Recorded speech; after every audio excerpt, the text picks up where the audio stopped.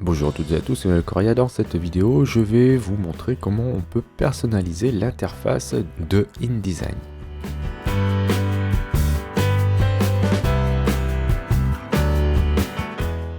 Lorsque vous ouvrez InDesign pour la première fois, vous allez tomber sur la page d'accueil. Cette page d'accueil est très semblable à celle qu'on peut trouver dans Photoshop et Illustrator notamment. Vous verrez ici les fichiers récemment utilisés, donc très pratique pour pouvoir les ouvrir directement, que vous pourrez afficher en grille ou en liste, et même pouvoir les filtrer. Ici, vous allez trouver les suggestions avec la possibilité de voir des vidéos en ce qui concerne les nouveautés du logiciel. Ici, vous aurez des paramètres prédéfinis sur certains formats. Et là, vous allez pouvoir créer un nouveau document ou en ouvrir un, donc avec ces deux boutons. Tout en bas, ici, vous avez un lien qui va pointer vers un site officiel de Adobe concernant les nouveautés, bien sûr, de InDesign. Si vous voulez avoir des tutos, vous pourrez cliquer ici sur Formation et vous aurez des tutos officiels d'Adobe sur InDesign. Bien sûr, on va retrouver en haut la barre de menu principale. Alors sachez que cette page d'accueil n'est pas obligatoire, on n'est pas obligé de l'afficher lorsqu'on ouvre InDesign. Vous pourrez vous rendre sur PC dans le menu Édition Préférences, sur Mac ce sera dans InDesign Préférences, ou alors utiliser le raccourci CTRL-K ou Commande-K sur Mac pour aller ensuite dans le volet général et vous pourrez décocher ici l'option afficher l'écran d'accueil lorsqu'aucun document n'est ouvert, ce qui vous permettra de ne pas avoir cet écran d'accueil s'il vous dérange. Donc ici je vais le désactiver temporairement pour vous montrer directement l'interface du logiciel. Là encore, on va se retrouver avec des choses qu'on a déjà vues, donc si vous connaissez Illustrator et Photoshop, eh bien, c'est même pas la peine de voir cette vidéo, je pourrais dire, puisque ici, on est dans le même type de fonctionnement que les logiciels cités précédemment. On a donc, ok, ici, notre barre de menu principale, qui est toujours là, évidemment, avec la possibilité ici d'aller chercher directement, à ce niveau-là, des espaces de travail préenregistrés, et ici, vous pourrez faire des recherches dans Adobe Stock. Alors, j'ai parlé d'espace de travail. Alors, si vous n'êtes pas habitué avec ces notions, sachez que l'interface d'InDesign est très personnalisable. Ce que vous devez comprendre quand il s'agit de personnaliser votre interface, c'est que on a beaucoup de panneaux qui ne sont pas forcément toujours utiles dans certaines tâches. Et vous voyez, ça prend pas mal de place. Donc, pourquoi ne pas afficher que les panneaux dont on a besoin pour une tâche donnée? Eh bien, c'est à ça que sert, entre autres, la création d'espaces de travail personnalisés. Alors, regardons un petit peu comment sont placés les panneaux, comment on peut les modifier, puisque c'est vraiment à ce niveau-là qu'on peut vraiment faire de la personnalisation. Vous avez ici des icônes qui sont en fait des panneaux qui ont été raccourcis, fermés, pour être affichés de cette manière-là.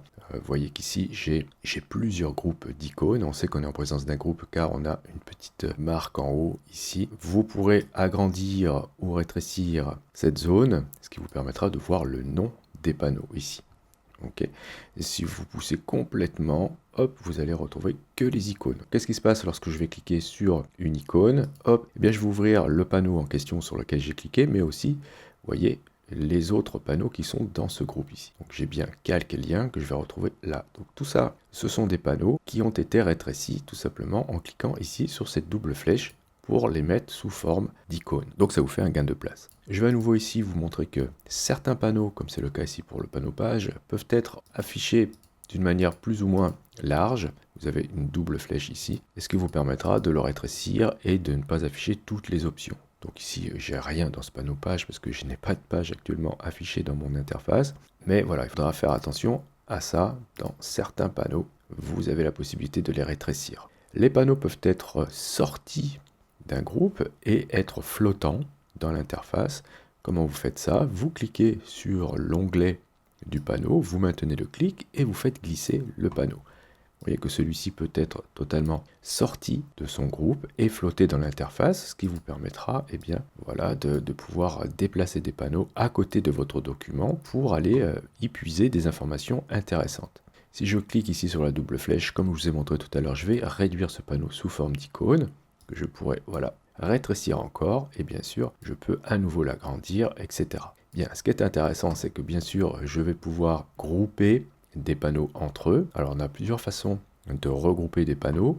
Je vais prendre ici le panneau page, hop, le faire sortir. Notez que on a la possibilité de coller les panneaux entre eux, latéralement et verticalement. Donc comment on fait ça? Vous allez cliquer sur le panneau, maintenir le clic, et dès que votre curseur, attention c'est le curseur qui compte et non pas la limite du panneau, dès que votre curseur va toucher le bord d'un des autres panneaux, vous allez voir une ligne bleue, une ligne d'accroche, et lorsque cette ligne apparaît, vous lâchez le clic, et maintenant vous avez les deux panneaux qui sont collés. Ok? Vous pourrez le faire aussi en dessous, bien sûr de l'autre côté et au-dessus.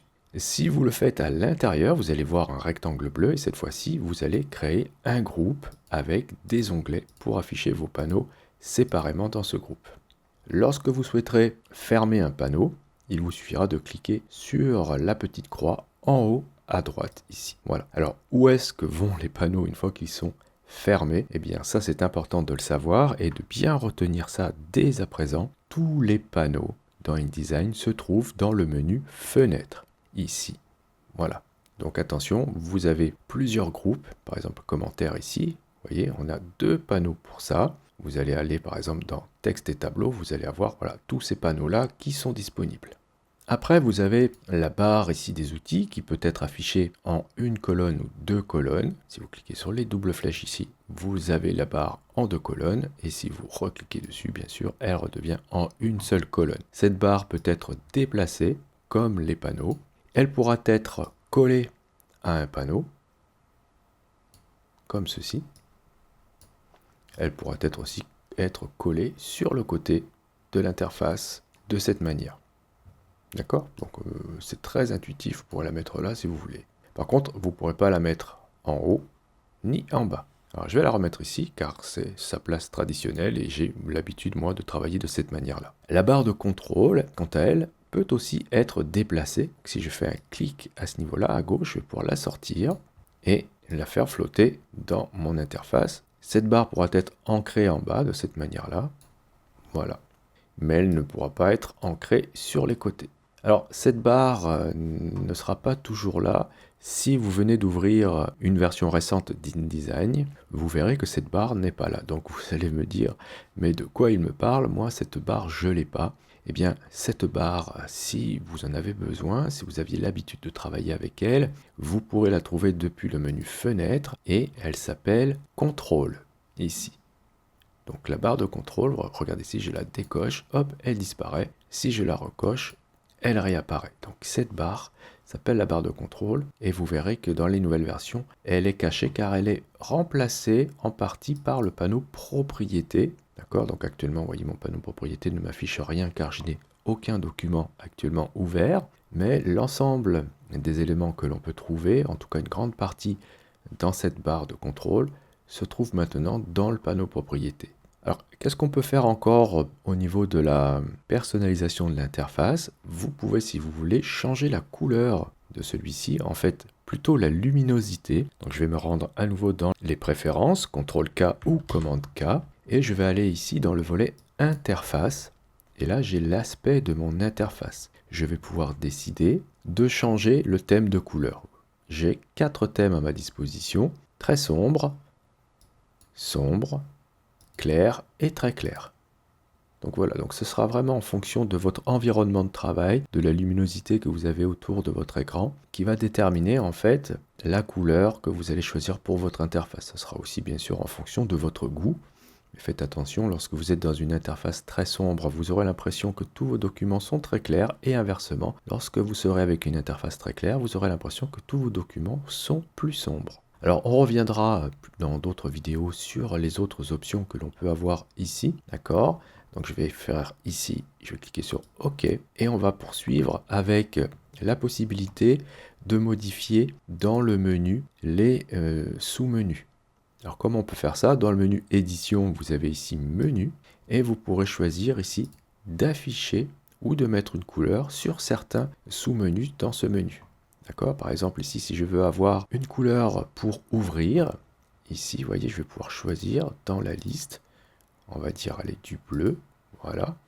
Et lorsque je vais valider et que je vais retourner dans le menu fichier, vous voyez que ouvrir maintenant est surligné en bleu parce que je l'ai paramétré comme ça. D'accord? Je pourrais aussi dire, mais attention à ça, de ne pas voir certains sous-menus. Donc ça, je pense qu'il faut le réserver aux personnes habituées au logiciel, car si vous êtes débutant, il y a des menus que vous ne verrez plus si vous les avez cachés. Par contre, les raccourcis de ces derniers, s'ils en ont, resteront quand même actifs. Ensuite, pour poursuivre la personnalisation, vous pouvez toujours dans le menu édition, aller dans raccourcis clavier et aller ici si vous voulez pour certaines commandes qui n'ont pas de raccourci ou si vous souhaitez modifier certains raccourcis, vous pourrez le faire ici. D'accord? Par exemple, si je clique sur archiver, je vais pouvoir indiquer ici un nouveau raccourci, d'accord, et valider ensuite. Alors si vous voulez avoir un rappel des raccourcis disponibles, vous pouvez cliquer ici sur afficher l'ensemble et vous aurez dans un document texte l'ensemble des raccourcis déjà disponibles pour InDesign. Je vous déconseille fortement évidemment lorsque vous êtes débutant de modifier les raccourcis existants. Attendez un petit peu d'être vraiment familiarisé avec le logiciel.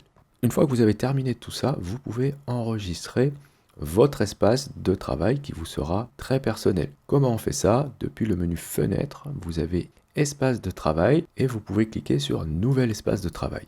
Là, vous lui donnez un nom. Vous pourrez indiquer ici que vous souhaitez capturer la position des panneaux, donc c'est ce que je vous ai montré tout à l'heure lorsque l'on les a déplacés, accrochés, etc. Et la personnalisation des menus si vous en avez fait. Donc vous lui donnez un nom et ensuite vous allez retrouver, par exemple je vais appeler ça test, cet espace de travail dans la liste que vous trouvez depuis le menu fenêtre, espace de travail. Voilà, je vais retrouver test ici. En dessous, là, vous allez trouver les espaces de travail prédéfinis déjà dans InDesign. Et ici, chose intéressante, vous allez voir que vous avez des espaces de travail qui s'appellent les indispensables et les indispensables classiques. Si vous venez avec une version récente d'InDesign, vous vous trouvez avec les indispensables. Alors je vais choisir cet espace de travail.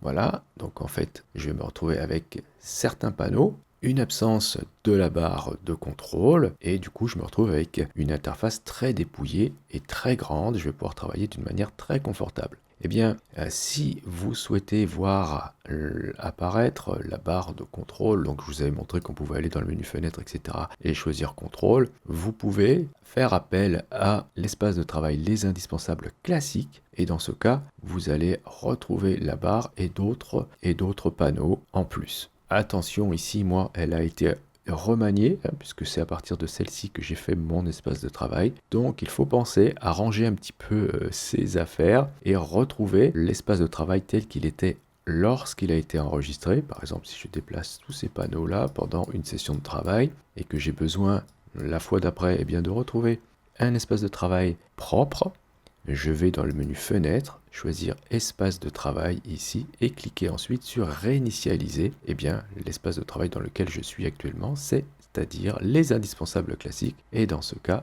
voilà, je vais me retrouver avec l'espace tel qu'il était lorsqu'il a été créé. Donc voilà pour cette petite initiation à l'interface d'InDesign. Retenez que tous les panneaux se trouvent dans le menu Fenêtre.